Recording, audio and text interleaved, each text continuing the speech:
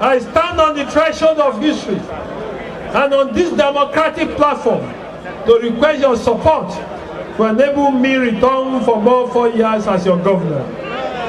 Let me also add that I desire to run again on the platform of your party, the Labour Party. Undoubtedly the most progressive party in this country today. A party with extensive potential, anchored on increasing knowledge among our people.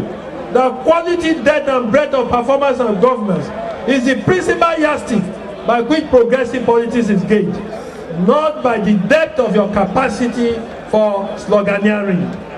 Let me again this day also renew my covenant which I made with you before the election of 2007 and at my inauguration on the 4th of February 2009. By the special grace of Almighty God and with your trust and confidence, I again declare today that I will continue to work for you.